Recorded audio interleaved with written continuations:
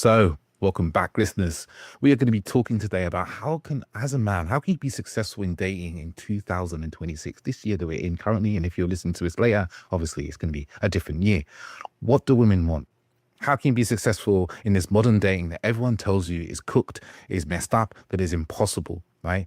And it's not. Just let you know, stay here because I'm going to prove you wrong if you believe that is. Me and my wonderful guest today is a woman who, as she was telling me before we jumped on, I just imagine she's like the woman whisperer. She's like whispering into men's ears, helping them understand what it's like to talk to women, what it's like to understand women more deeply, what it's like to connect with them beyond the kind of surface level assumptions you might have, to really touch her heart, to ignite that level of spark and connection. So today we have with us the wonderful Tilly. How are you doing today? I'm doing great. How are you I'm doing? good. I'm good. It's afternoon time here and it's not too Mm, hot, it's not too cold, so I'm happy. perfect. Thank you for having me. You're welcome. Um, I'm really curious actually, like how did you get into this work of supporting men in dating and understanding and connecting with women? I think it goes pretty far back for me. It all started uh, just being a kid and being on the autism spectrum and not knowing it, and just having a really hard time connecting with other kids. I was such a loner in school all the way up until basically graduation. But through that, uh, I just had this desire really to connect with people. And so I just kind of started this journey of pattern recognition and just observing people and like why they do what they do and what people are drawn to. I think from a deep sense of loneliness and wanting to belong.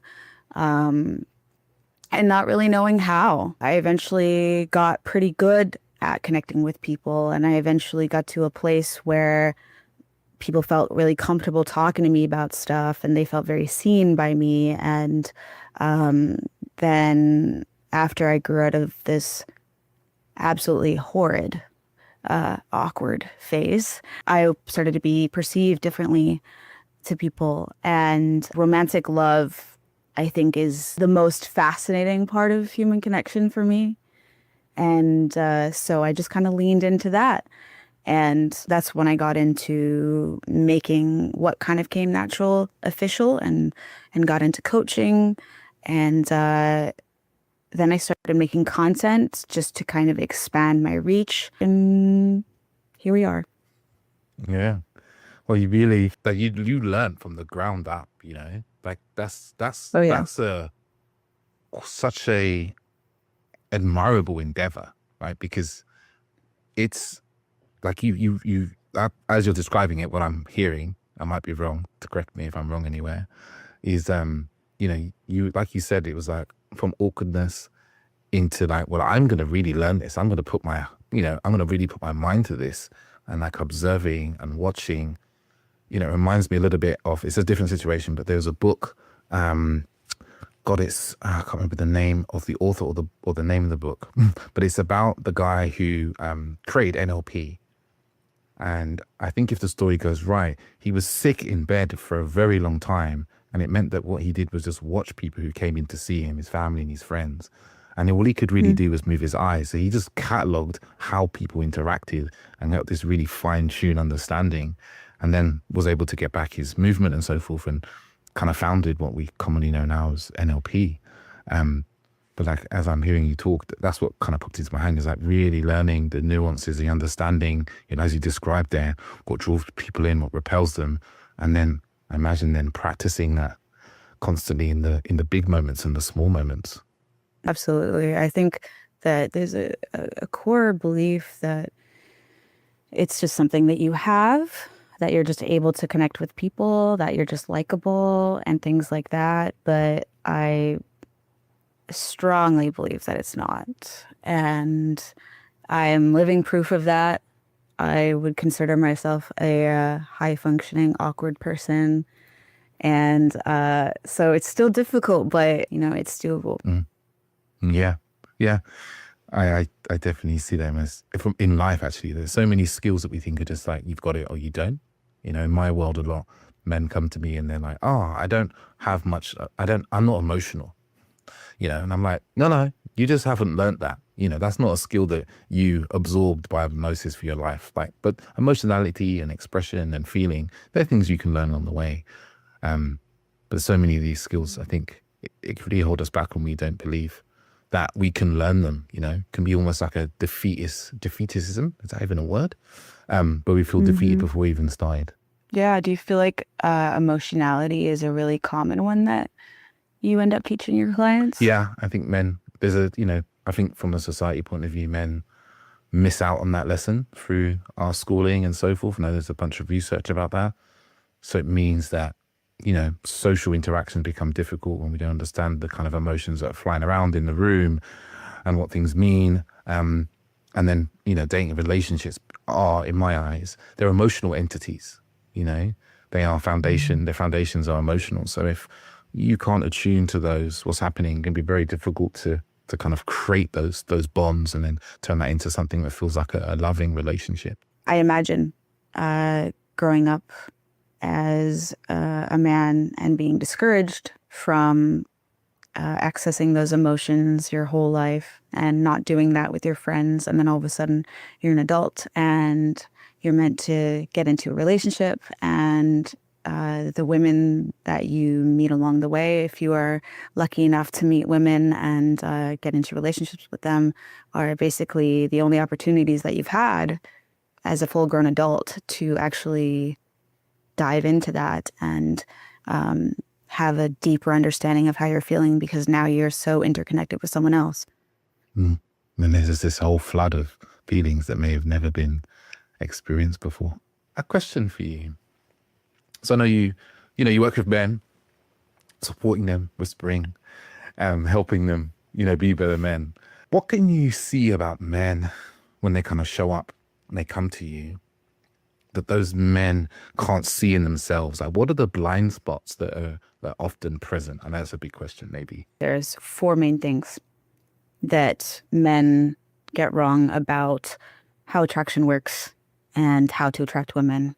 I think the biggest thing, and this is a common complaint among women, is that they over explain and they don't ask enough Mm. questions.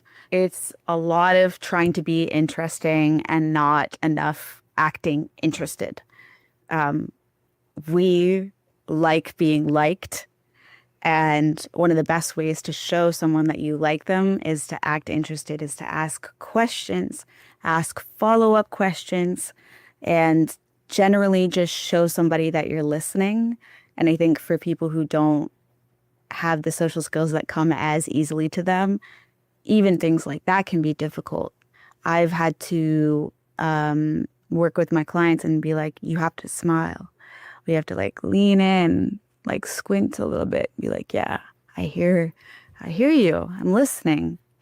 Pause after they say something before you speak to show them that you're not just waiting for your opportunity to speak, not feeling the need to project confidence and boast about your accomplishments and things like that. Another one is just not practicing flirtation. I think that there's a common misconception about flirtation that it is inherently sexual, that you can't just flirt with people just to make them feel good without any agenda. And so it's a skill like anything else. And if you never do it and you never practice, it's going to feel weird when you're trying to do it with someone that you find attractive or that you feel a certain level of pressure with. Third is not understanding that the core of what women really want is Mm. safety. And lastly is self-limiting beliefs, believing that charisma, confidence, those types of things are not skills that you can attain. And that you, just because you are not 6 feet tall or make six figures or all those kinds of things that I hear constantly, all the reasons why men feel that they're not desirable, just because you don't have those things doesn't mean that you are not capable of attracting women, doesn't mean that you are not capable of meeting women and getting into relationships with women. It all of those things are going to fade over time, all the surface stuff, and what's underneath that is your character, and that's something that you have to build. Yeah. These, like you said, the first one there, the questions is a common complaint. And it's funny, the second you said flirtation is, I actually spoke to a flirt coach on Monday this week for an episode talking about flirt. And one of the things we both kept talking about was like the importance of flirting with everybody. Like, flirt with everybody. There's nothing to lose. Like, flirting doesn't have to be sexual. It's just this kind of, it's kind of connected to the questions, isn't it? It's just like a being interested, being curious, being playful, being fun. And the third, you said there's safety, which is something that, you know, I feel safety is it's so nuanced and so big, because at the level of like just meeting someone, having some questions and creating safety there, and you've got it into this really nuanced elements of like listening in the right way, emotional attunement and so forth, that also safety, like safety is such an important thing that on my experience with women, and for people in general, safety, like being there. And the beliefs, the thing that we don't really realize that's actually causing so much of the problems, right? Underneath it all is these beliefs that we have about ourselves and the world. What would you say are beyond the kind of the what I call 666, right?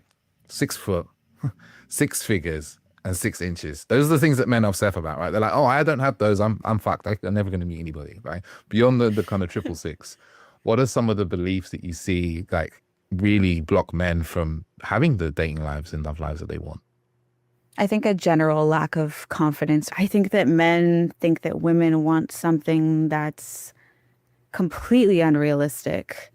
And for the most part, they just want someone who's going to show up, be there, be consistent, listen, those kinds of things. But the confidence aspect is one that actually I really wanted to talk to you about, because it is such a massive hurdle for my clients. And so I tend to try to get them to focus on external changes that they can make in the beginning that will make them feel better about themselves, something that they can see. Because like any skill, if we don't see the progress, we don't believe that we can move forward unless you have insane willpower, which most people don't.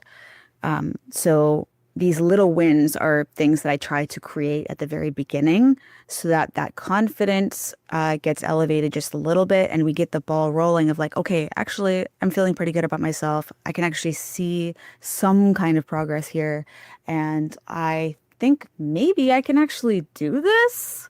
Is that an issue that comes up with you and your clients? And how do you suggest to your clients that they build confidence that actually lasts? This is a great question. And what you were, just to reflect back, what you were saying there is you've the small wins is a really important thing. I do the same. Create small wins because it affects the beliefs. It starts to say, chip away at the belief that we have that I can't do that thing or I'm not that person. But it also starts to create something which I think is really tightly related to confidence, which is capability. Where we feel capable, or where we have an image and idea that we're capable, we feel confidence. And I think that's a really important thing that to look at. And I also, one of the things that I do is I actually have a long conversation about what does confidence mean to you? Because I find a lot of men have this idea that confidence is like, I know how to do everything and I know how it's going to go. And that's actually what they're searching for, is a level of certainty. And that's not what we're alluding to with confidence. And I've looked at the dictionary a couple of times with confidence. It's like faith. Can you have the faith that you can do something? And so we switch from like knowing and certainty into like faith, which is like, I have faith that, my plane isn't going to fall out the sky. I don't know exactly how it works. I don't know how planes work. I'm sure there's plenty of listeners that know how planes work, but I don't know. But I have faith and I can trust that that plane's going to get me from A to B. So if I can trust that, can I trust that I can deal with rejection if it occurs? Can I trust that I can, go over to the woman who's in the shopping mall and say hello and not explode into small pieces, and like start to rewire that kind of that belief? But I would say, like what you said about confidence, is such a massive issue because it all at every stage of growth, you're going to meet some edge where your confidence, at the edge of your confidence, where you're into a space where you don't feel confident or you don't know how to do something or you don't have faith. And so for every man, that's a thing, man. Like I work with guys who are married with 3 or 4 kids and they've been married for maybe 20 years and their partner, their relations become secularist. And we have to talk about confidence in initiating intimacy of his partner or asking her to do a check-in. But it's also the same conversation I'm having with a guy who's like, hasn't been on a date in a year, and he's like, oh, I don't think I'm good enough or I have anything to offer. Like at every strand of life, a man's confidence or a human's confidence is always kind of being tested. And I think sometimes when we lack confidence, we can't see in other people that they also lack confidence. So we kind of create this shame of like, oh, it's just me. It's just poor me. I'm the only person in the world who can't talk to women or I can't get a girlfriend. And it's like, well, actually, no, dude, you're not. You're like one of millions, unfortunately. But that also is great because there's also millions of men that have lifted themselves out of that state as well. It's interesting that you say lifted themselves out of that state. Part of the problem is, it's not seeing that other people struggle with this too. And then specifically with men, with straight men, is they put women on a pedestal, especially beautiful women, right? Because they're like, they can't imagine, oh, beautiful women go through the same things, that they have issues with social interactions, that they don't know how to flirt, that they don't know how to approach men and start conversations, that they haven't had to deal with rejection and things like that. So when you put yourself lower like that, like, oh, I don't think I can do this and it's just me and I'm all alone, those kinds of things, you're inherently elevating everybody else, which makes it seem so much more unattainable. Yeah, because when you lift everybody else, you basically put everyone, it's like, well, I'm going to use a bad analogy. It's like you put everybody else in the world in a very, very big lift. You're on ground floor, but everyone else goes in that lift and they go to floor 10 and you're on floor 1. But you just put them there. You pulled that lift up, like you used to watch cartoons and it'd be like a little person pulling the lift. You did that. That doesn't really exist in reality. You put them there because they're just the same as you. Like, everybody. It's one of the reasons I love men's work and I love men's circles in particular, is that when you sit in a circle of men and you talk about your struggles and so forth, you hear other people and you realize that, oh shit, I'm not alone here. This other dude here, this dude who is a CEO or runs his own business, who is polyamorous or whatever, he has the same issues and problems I have. They're just slightly different, or they're operating at a slightly different level, but I'm not alone. Because I think it's so easy for us to, I think now with social media and especially like YouTube and algorithms, it's so easy for us to be like, I have this problem. And then we can feel like everybody's different from us. Like we're just the only person, and that just feeds into the belief, as we were talking about before, the underlying beliefs. It just reinforces them. It like cases them in concrete. And I guess I see my job often is like, I need to get like a sledgehammer with the person and I'm like chipping away, smashing away at those beliefs because, when we start to shift those, it just makes, magic. As you said, magic can happen. Yeah, I think there's a certain strength that comes from knowing you're not alone in something.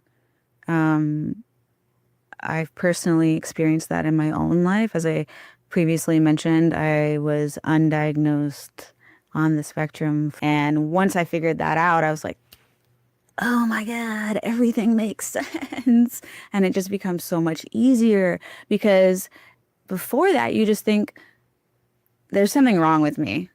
Like there has to be something wrong with me because look at what everyone else is doing. Everyone else seems fine. It's just me.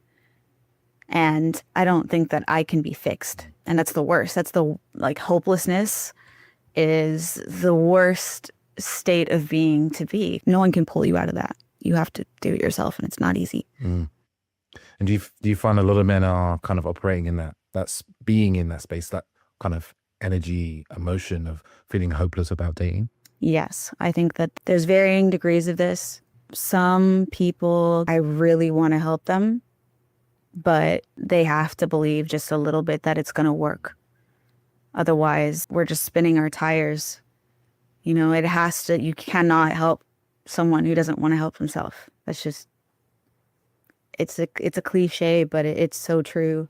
And I see it all the time outside of my clients, just in the comments online. It's just like, man. And I see the same people too, just all the time with, oh, everyone but me. And I did all this and she still left. And really doubling down and putting it out there into the world that not me, though. I can't be helped. These aren't going to work for me. And it's really, really sad. It is heartbreaking. And do you, I guess the question, I hope this isn't too leading. Do you see this as like a what they really believe, or as a form of protection mechanism for themselves? It depends on the person. I can't speak for everyone because a lot of what I'm relaying here are just things that I've seen in the comments. But I think that anyone who actually comes to me to work with me, I think that they have to believe there's a glimmer of hope. Otherwise, they just wouldn't be there at all. You know, like they have to. There's like a little bit there. But it's just, is it enough? That's the question. Yeah. Is there enough kind of like desire to change and belief to change that can overcome the kind of fear or negativity that's there? Because as you said, like sometimes people, and I think it's very in vogue to be like really negative about dating now, especially, you know, these years. It's like very trendy to be like, dating is cooked, no one wants commitment, there's no good men, there's no good women. It's just like phrases that get thrown around that get it creates lots of anger in our system, right? Which can be great for what people want to kind of generate content and get engagement, but isn't necessarily great for helping people, right? We just had this state where everyone's like super negative about dating, and they will hang out on pages like yourselves to be negative about dating, which I always found super interesting. It's as if they are, and this is one of my little beliefs, is like they're there because they want to believe it's possible for them, but there's also a part of them that's like, I can't believe it, and I need to try and convince myself by my typing on the keyboard furiously every week, every day, that it's not possible. And I want to almost convince other people around me it's not possible, so I don't feel so alone in my kind of impossibility. Absolutely. Lots of people commiserating in the comments together. I think it just comes from a place of hurting and wanting to make it hurt less, I think is the core of it, and somehow helps them hurt less by putting it out there. Yeah. And I guess a question for you actually is, what are the traits that you see in a man who kind of lifts himself out of this? What do you see when a man comes to you and he might be feeling kind of loneliness, despair, and so forth? What are the traits you see in a man you're like, you're going to make it? Openness and willing to try things that feel uncomfortable, really. If anyone comes to me and they don't give me pushback when I am like, these are the things I would like for you to do in between when we see each other, and they actually do the things and they report back. And I hold my clients accountable because I offer these guarantees where if you don't see any progress towards your goals, then I will give you free sessions because I believe in it. And I think that if they actually do these things, they can get to where they want to be. So I have them keep track of those things for that purpose, but also because of what we mentioned earlier, which is you need to have those small wins. It's not like going to the gym. It's not like collecting a paycheck. It's a lot more intangible. So when you write it down on paper, I had a positive interaction with a woman today, things like that. It's a lot easier to build that momentum to actually feeling more confident. So if someone's actually doing the things I'm asking, I have confidence that that person is going to do well.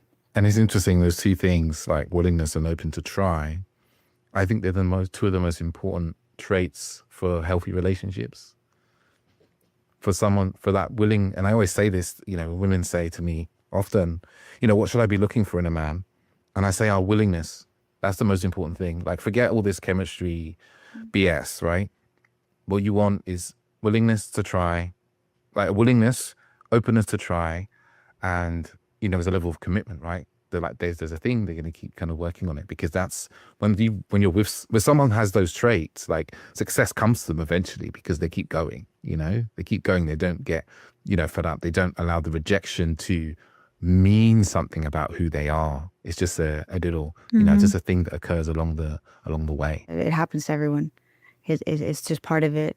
And if you can get to the point where you don't allow those rejections to form your opinions about yourself, to change the way you see yourself, or to feel less desirable, less valuable, all those kinds of things when things don't work out, that's when you become very attractive.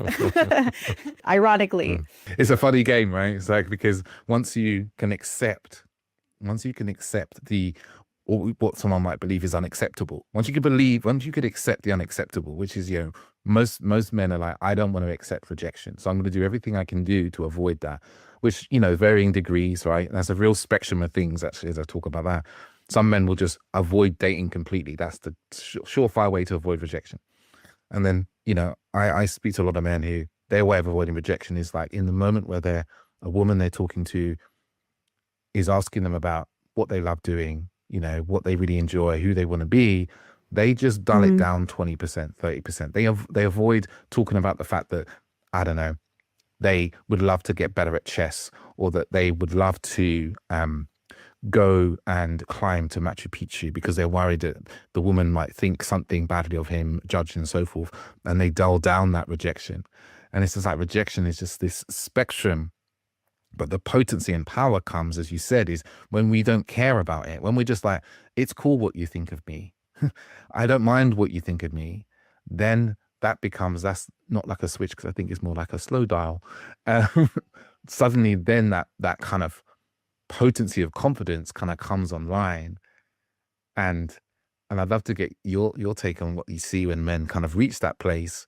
And so what I see is the man always looks back and go, why was I like so worried about this? I was like, so worried about this. This is fine. I feel great now. Like, this is so much better than how I was before. Yeah, I think it's definitely, it's a place of freedom is when you finally get it, when it finally clicks in and it makes sense, and all the things about yourself that you think are weird or undesirable or otherwise nerdy. I deal with a lot of self-proclaimed nerds, that there are nerdy women out there as well, that those nerdy women like nerdy men, and anyone doing anything that they love or speaking about anything that they love, those people are magnetic. They draw people in when you are truly in the moment. Have you ever been to a concert where you're watching a performer and it's like they're so in the zone, they barely even notice that the audience is there, and they're just doing the damn thing, and it is so attractive. It's not even how they look or anything like that, but actually seeing someone do that thing, it's honestly one of the most beautiful things. And so, like you said, when people tone that down, it's like they're toning down the sparkle that lives inside of themselves. The joie de vivre. That's what everyone is looking for, is that feeling. And so when you tone down the only things you care about, you just come off as being like, blah, like lukewarm. No one wants lukewarm. It's a very freeing feeling. Yeah. Yeah. And I think that's why the example you used there was beautiful with the performer, is because we see them in their element. We see them in their state of flow. We see them engrossed in something and being in mastery in something. I think back to a DJ I saw a few months back with some friends. And I honestly, watching him, it felt like he didn't care if there was an audience in that room. Like when he was playing records at the beginning of the night, he was on set for about 4 hours when I was there. He was playing and dancing to the music in the same way he did 4 hours later. Like, and it was like a beautiful thing to watch. And you were like, man, what I noticed was like, I feel so joyful watching him, because I'm seeing someone who's like really enjoying what they're doing, being himself indulging in that part of him that just loves to play records, loves to, because I see DJs as like, they're like musical shamans, they're moving the energy in the dance. They're like little puppet masters when they want to, they can Yes. they got the little Hmm. hands on the records, and they're moving the little dials that I don't understand. And they're like shifting the energy in the space. But I don't think it's any different to someone else who's in their element of their thing, right? Whether that is like, I don't know, you like skateboarding, or your thing is sneakers and trainers like myself. Like when someone talks about that thing or they're doing that thing, they access like a certain aspect of consciousness, of soul. That's, like you said, it is magnetic. It pulls us in. But we so fear going there. We so fear being in that space, or we have so much anxiety that's rolling around of our minds that, we feel really blocked to kind of touch that area, that space of us. Absolutely. Yeah. I think DJs are like professional mood Mm, setters. And I think we can be that way too. mm, And a way to set the mood is to talk about those things. Because when you get to talking about those things that you feel passionate about, that you love, people like catch a contact. It's infectious to the other person. And they think about, ooh, all those things that they love doing and that get them going in that way. And if someone is really passionately talking about archaeology, I might actually be interested, right? And normally, not my thing, not really my thing. But if you're really into it, that energy is circulated between you two.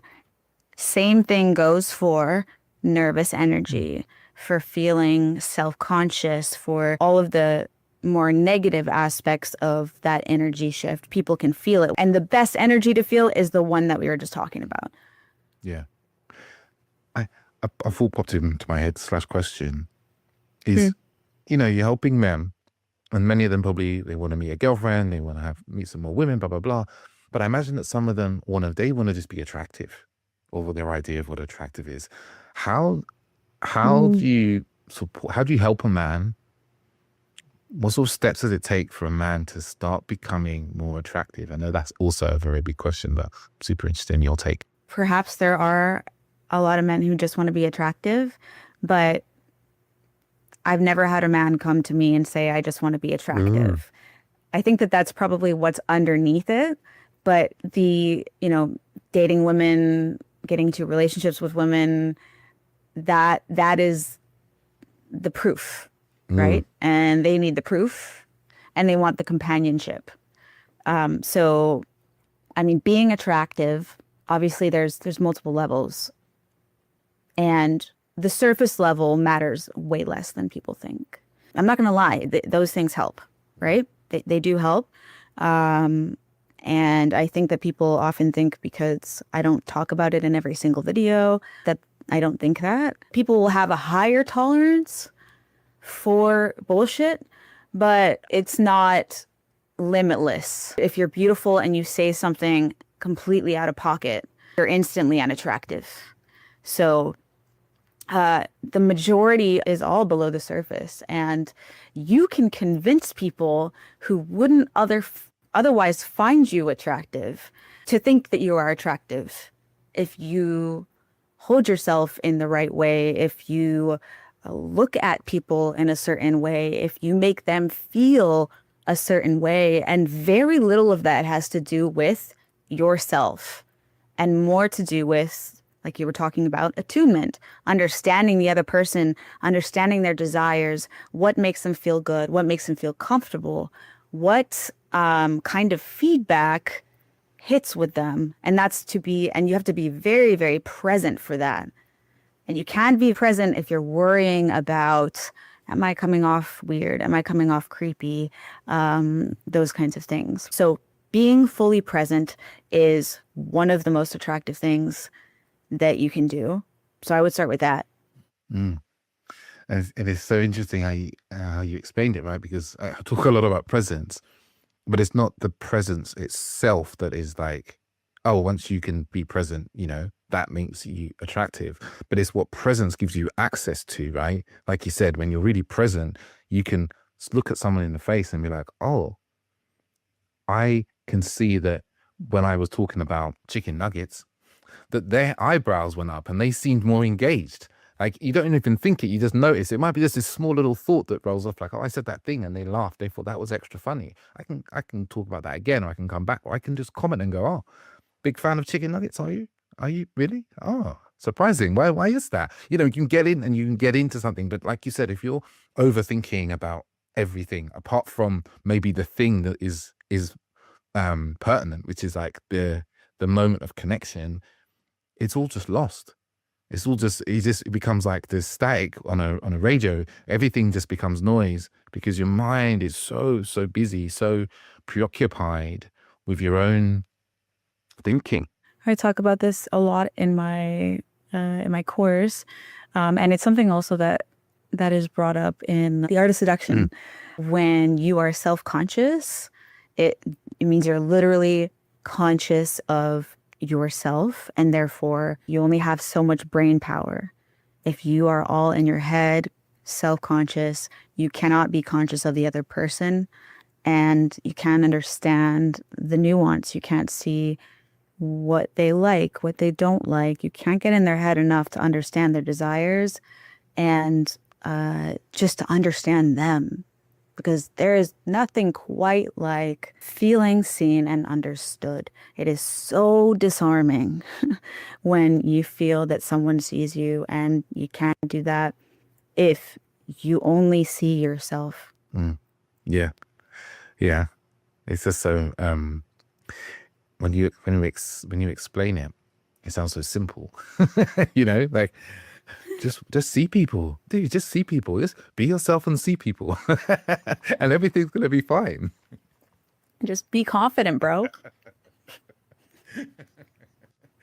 Obviously, it's not that simple. And even for someone like me who has been practicing this thing my whole life consciously, I do, in a lot of cases, actively have to pull myself out of my own head and constantly remind myself, lock in on this person. I don't know if it ever just comes easy. I think it really does take mental energy, extra mental energy to do it. And it's a constant reminder. I mean, it is simple, but it's not easy. That's well. Simple, but it's not easy. Yeah. I wanted to change direction a little bit. Actually, dating is evolving and changing, you know, and has done. I first worked in the dating industry, oh man, it's like 18, 19 years ago. So I've seen the advent of dating apps when the world was a different place before phones, where people really didn't have phones. But I'm curious to know from your take, from your experience, what do you see changing in terms of what women want from a man in dating and what they're looking for in men, if you've seen any changes? Okay, yeah. So I think that women are becoming more financially independent, that the dynamic between men and women in that regard is changing. And it's happening quickly enough that people aren't really sure what to do, where they stand. Things like chivalry are put into question. And I think that people's priorities and what they look for are changing in that way. I think that the fundamentals are the same, though, because, again, safety is one of the biggest things that women want. Now, that can take many different forms, whether it be in the past, more so financial security was a form of safety. And because that's less of a factor now, it's maybe more emotional safety. Women are now encouraged to make their own money. They're not settling. They don't rely on men in that way. And then I don't think it's really caught up on the other end of things, where men are not necessarily more encouraged to get in touch with their emotions now. And most men are still not equipped to be able to deliver on that emotional safety because they haven't been encouraged or taught to do that. So I think that because of this mismatch of how priorities have shifted, that it feels like we're a lot more cooked, as you said, because there's not as many people providing what women are now more so looking for. Now, don't get me wrong. Again, people are still looking for those things. Financial security, it does help, right? But I think it's a little deeper now because that is not strictly necessary anymore. There's just these nuance shifts that kind of occur. Kind of what I heard you saying is like nuance shifts that occur kind of what appears on a surface level. And then there's what people kind of focus on that's shifting and changing. But like you said, underneath, there's a desire for stability, safety, and security. And, you know, you spoke into it when you mentioned like men not being able to even know what safety is in their own body and not realizing that not knowing what's going on in your own body as a man makes the women around you not feel safe, because you become, and this is my kind of take on it, is like, if you're unaware of what's going on inside you, you're unpredictable because you don't know what you're going to do.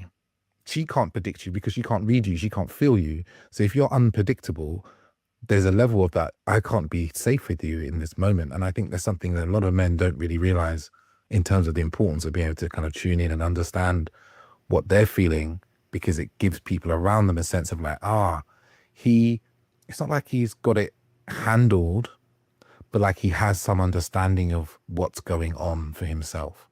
Absolutely. Is that something that you tend to address with your clients? Yeah. Because I think a lot of the times we can learn all the kind of outer facade of how to be confident, how to show up, how to ask questions, all these things. And what I see sometimes with guys is they hit a bit of a ceiling. They learn the kind of the strategies and techniques, and they can start the ball rolling, but then it sometimes hits a ceiling where they're not able to really create a level of connection. And that usually comes because there's this inner feeling that they have that they're not really touching and addressing. So their conversation can only go to a certain depth because they can only go to a certain depth within themselves of their experience, sometimes it's their past, sometimes it's just the feelings that are there underneath. And that kind of hits the ceiling, and it has to kind of be processed to enable the kind of deeper level of connection. Right. Do you feel like that is the biggest hurdle that your clients tend to have?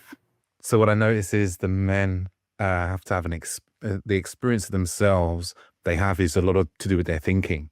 And they think that is the reality. And what they don't realize is that there's feelings and emotions that are triggering the thinking. So say, for instance, with something like fault finding, where that can show up as on one end as like, oh, I meet women, but none of them are good enough. None of them are attractive enough for me to speak to date, to get into a relationship with. They notice the thoughts. And underneath the thoughts, it's to really notice that there's a physical sensation, there's an emotion connected to that, which is usually there's some fear there, right? There's some fear related to like intimacy, closeness, what that will mean. And then under that often there's a belief that's like, if I get too close, I'm going to lose myself, or, you know, it goes beyond this kind of fear of being hurt and kind of goes into something a bit more kind of developmental, which is like just this intimacy feels overwhelming for them. The nervous system can't take the intensity of what closeness feels like. So having to kind of work through those layers, once they can kind of work at those, especially the last two layers, it all enables them to, when the moment comes and the closeness is there, they can notice that they're having the thoughts, they can notice they're having a feeling, and then they can choose to do something different.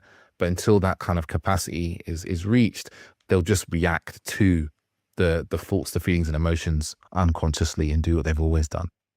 Such a process, because you have to start from, noticing behavior, figuring out where it came from, and then figuring out how to actually spot it when it's happening and then what to do. Yeah. Worth it though. Yeah. Because once you kind of move through that, then, you know, you can have the relationship you want, you know, and I think that's ultimately what, you know, obviously the men that come to you, that come to me, that's what they want, you know, which kind of flies in the face of the common rhetoric about men, that men don't want love, men don't want commitment, which I see as not being true. It's just that a lot of the men that do want commitment and love, they're terrified in some way, you know, and that terror is seen as their actions, and their actions are translated into they don't want relationship, they don't want love. Yeah, absolutely. I wanted to finish up with one quick question, quick answer, because I know we're almost at time. is about dating apps. Mhm. And you smiled. So it's either you hate them or you're like, that's okay. How does a man who thinks he's got an okay profile go from kind of not really getting any matches to getting any? So I guess maybe in this question, there's probably some pitfalls that you notice that men are doing or they have in their profiles, and like what do they need to do to kind of, since the word as the podcast seems to be uplift their profile. Mm-hmm. Yeah, that's a good question. I wrote a whole course on this.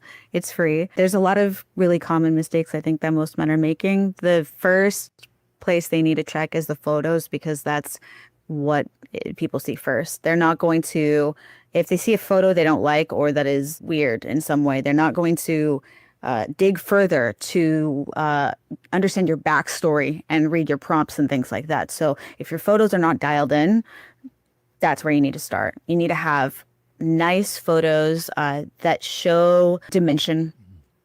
It's not just you, four different angles, same chart. The main things that you want to focus on when you're building your profile are building safety and building intrigue. Safety can look like being verified, a photo that you're not wearing a hat or sunglasses, that it's not blurry, that you're out in the wild, you're doing stuff, and then intrigue. Maybe you're going to a restaurant, a nice restaurant, or you're doing other types of activities that women tend to find attractive. Like reading is apparently one of the biggest ones. Easy enough to do, right? So figuring out your photo situation, having different types of photos, make sure they're clear, make sure they're up to date, make sure you don't look like 4 different eras. The second piece is the prompts.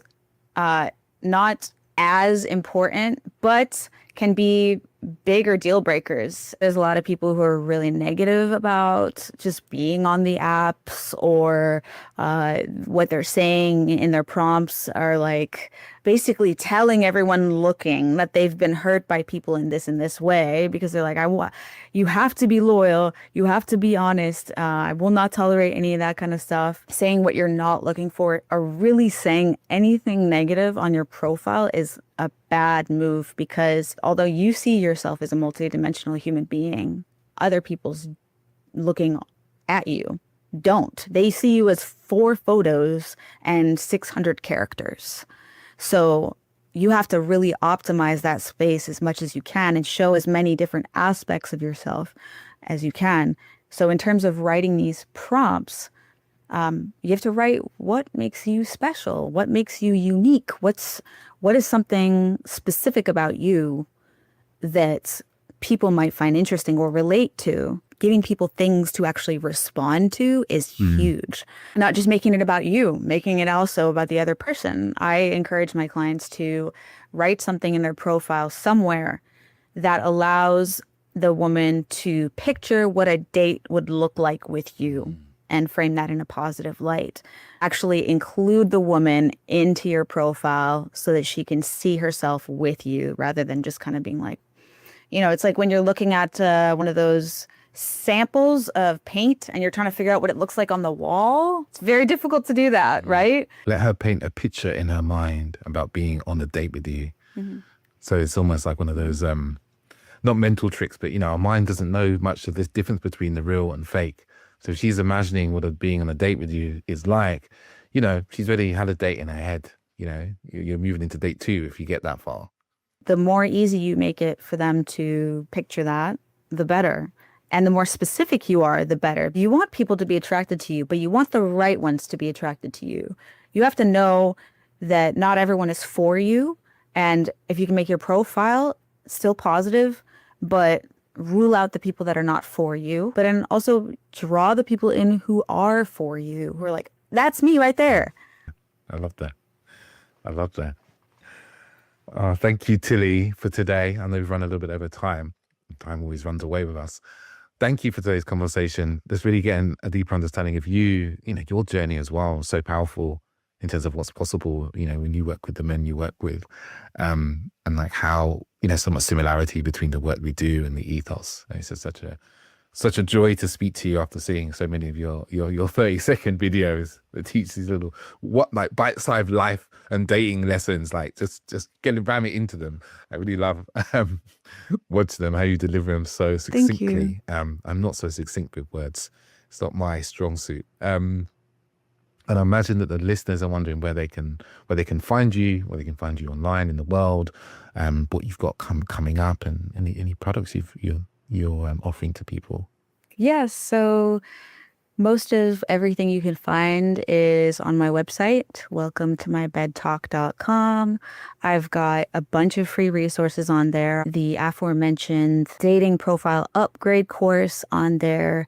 It's very in-depth of exactly how to set up your profile, what kind of photos you should put, what you shouldn't. I also have my in-person attraction guide, where I talk about everything from how to show up to a date, how to approach women, what to say, style advice, and what to say once you actually land that date, as well as I offer one-on-one services virtually, or if you want, you can fly me out and I will give you an in-person makeover and be your in-person wingman. So you can find that on my website and Instagram, Welcome to My Bed Talk as well. Yeah, fantastic. I imagine, not to get into a conversation here, but I imagine that in-person wingman job is fascinating and also incredibly rewarding when you see it happening, see them making use of what they've learned in person. Absolutely. Yeah. Thank you. Thank you, listeners. Thank you. I hope you enjoyed this episode, learning about dating, what's going on underneath, especially diving into what's going on underneath and how we can be attractive and do well on dating apps. So a big thank you to Tilly again. Thank you for having me. Thank you for listening. And I'll finish off by just saying, ciao, ciao.